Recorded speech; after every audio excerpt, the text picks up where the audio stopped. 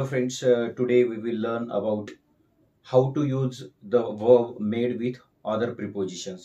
मित्रांनो, आज आपण made या क्रियापदाचा वापर वेगवेगळ्या प्रिपोजिशन सोबत कसा करायचा हे जाणून घेणार आहोत. As you know that made can be used with, of, from, with and out of. मेडचा वापर हा ऑफ, फ्रॉम, मेड विथ किंवा आउट ऑफ यासोबतही केला जातो. मग असा जेव्हा वापर करतो तेव्हा त्याचा अर्थ हा वेगवेगळा असतो आणि तो अर्थ काय असतो हे आता आपल्याला जाणून घ्यायचं आहे. As you know, we can use of with made. When we use this preposition with made, the meaning is that we can still see the original material. म्हणजे एखाद्या वस्तूपासून एखादी वस्तू बनवताना ती जी ओरिजिनल वस्तू आहे तर त्याचं मटेरियल आताही पाहिलं जाऊ शकतं. असं जेव्हा आपल्याला सांगायचं असतं तेव्हा आपण वाक्यामध्ये मेड सोबत ऑफ वापरत असतो. जसं की this shirt is made of cotton. म्हणजे याचं जे ओरिजिनल मटेरियल कॉटन आहे तर ते आताही आपल्याला दिसते. म्हणजेच काय, हे शर्ट कॉटन पासून बनवलेलं आहे. किंवा this board is made of plywood. हा बोर्ड प्लायवूड पासून बनलेला आहे. म्हणजे त्याचं जे ओरिजिनल मटेरियल आहे तर ते आताही आपण पाहू शकतो. म्हणजे जेव्हा एखाद्या वस्तूचं ओरिजिनल मटेरियल आपल्याला दिसतं तेव्हा अशासोबत आपण ऑफ वापरत असतो. मित्रांनो, ऑफ, फ्रॉम, विथ आणि आउट ऑफ ह्यांचा वापर जे नेटिव्ह इंग्लिश स्पीकर आहेत त्यांनाही फारसा समजत नाही, परंतु ते दैनंदिन त्यांच्या आयुष्यात इंग्रजी बोलत असल्यामुळे त्यांना हा वापर सहजपणे ओळखता येतो. परंतु आपण जेव्हा वापरतो तेव्हा आपल्याला ह्या गोष्टी माहीत असणे आवश्यक असते.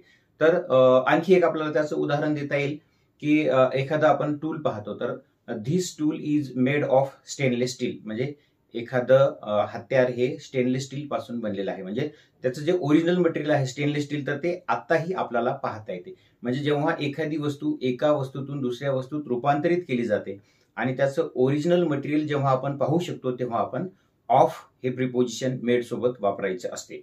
त्यानंतर फ्रॉम, कधी कधी आपण मेड सोबत फ्रॉम वापरतो तर तेव्हा ते कसं वापरायचं. When one thing changes into another thing and original material changes into different.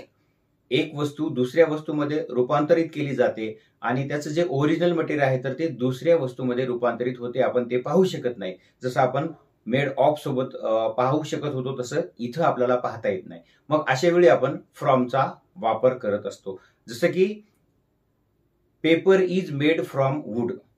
Previously the wood it was wood but now it is paper. म्हणजे पूर्वी लाकूड होतं परंतु आता त्याचा पेपर झालाय. मग ओरिजिनल आपल्याला त्याची जे मटेरियल आहे तर ते पाहता येते का नाही.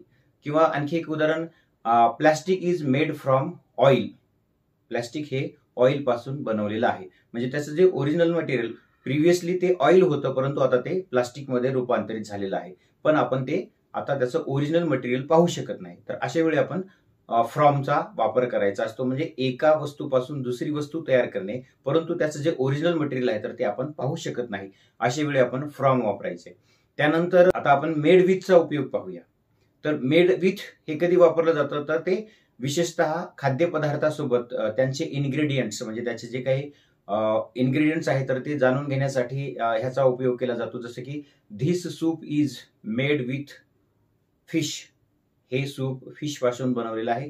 किंवा वेगवेगळं त्याचं जे इन्ग्रेडियंट आहे तर ते काय आहे तर ते जाणून घेण्यासाठी आपण मेड विथ. त्याचा आणखीही वापर केला जातो की this food is made with care. याचा हे अन्न खूप काळजीपूर्वक बनवलेलं आहे. तर मेड विथ ही आपण वाक्यामध्ये फक्त फूडच्या बाबतीत, अन्नाच्या बाबतीत वापरत असतो. त्यानंतर नेक्स्ट आहे made out of. This is used with something creative, interesting when you use something old to make something new.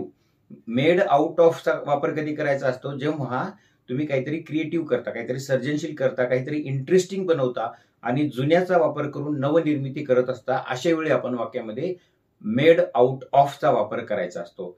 जसं की this sofa is made out of old tyres. हा सोफा जुन्या टायरचा उपयोग करून तयार केलेला आहे. म्हणजे त्याच्यामध्ये क्रिएटिव्हिटी आहे. जुन्या वस्तूचा वापर केला परंतु काहीतरी इंटरेस्टिंग, काहीतरी क्रिएटिव्ह केलेलं आहे. तर अशा वेळी आपण वाक्यामध्ये मेड सोबत आउट ऑफचा वापर करायचा असतो. किंवा these lights are made out of bottles. हे लाईट बॉटल पासून बनवलेले आहेत. तर आउट ऑफचा वापर कधी करायचा? जेव्हा तुम्ही जुन्या वस्तूपासून काहीतरी नवनिर्मिती करता, काहीतरी सर्जनशील निर्मिती करत असता, तेव्हा आपण आउट ऑफचा वापर करायचा असतो. तर मित्रांनो, हे होते मेड सोबत वेगवेगळे प्रिपोजिशन्स वापरल्याने त्याचे काय वेगवेगळे अर्थ होतात, हे आज आपण या व्हिडिओ लेक्चर मधून जाणून घेतलं. पुन्हा आपण भेटणारच आहोत एका नवीन विषयासह. तोपर्यंत कीप लर्निंग, कीप ग्रोईंग.